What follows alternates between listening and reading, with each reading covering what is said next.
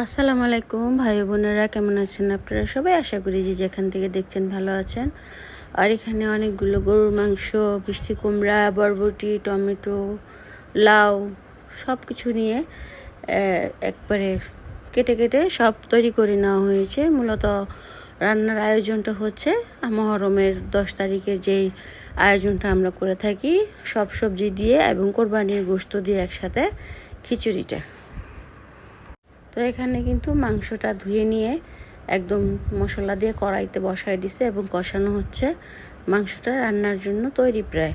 এদিকে মাংসটা কষাতে কষাতে তো রান্নার জন্য ব্যাপারটা যখন তৈরি হচ্ছিল তখন আমরা পাশে থেকে দাঁড়িয়ে দেখছিলাম যে রান্নাটা খুব সুন্দর হচ্ছে। আর এদিকে খিচুড়ির জন্য সমস্ত সবজিগুলো দিয়ে আগে পানি দিয়ে মশলা দিয়ে কষিয়ে নিচ্ছে। এখানে সমস্ত মশলা দিয়ে খিচুড়ি এবং মাংস রান্নার পর দুইটা একসাথে মিশিয়ে এখানে মোটামুটি 6 পাতিল মনে হয়, 6 পাতিল 6 পাতিল বলতে আমাদের ক্যান্টিনে যে পাতিলগুলো বড় বড় দেখছেন, 6 পাতিল খিচুড়ি তৈরি করা হয়েছে। এখানে মাদ্রাসায় দেওয়া হয়েছে আলহামদুলিল্লাহ।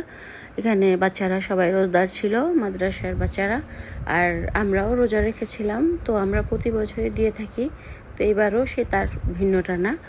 তো আলহামদুলিল্লাহ আল্লাহর অশেষ রহমতে সব সুন্দরভাবে পরিপূর্ণভাবে দেওয়া হয়েছে। আল্লাহ কবুল করার মালিক, আল্লাহ নিশ্চয়ই কবুল করবেন, সবাই দোয়া করবেন।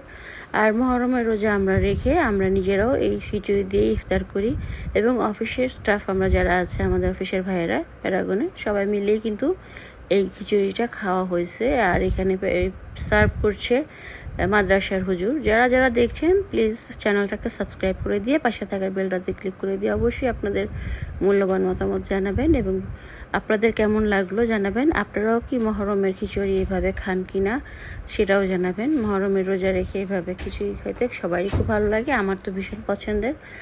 আর এইভাবে সবজি খিচুড়ি মাংস, এক সবজি আর কি মাংস দিয়ে খিচুড়িটা চমৎকার হয়। তো আজকে এই পর্যন্ত, আল্লাহ হাফেজ।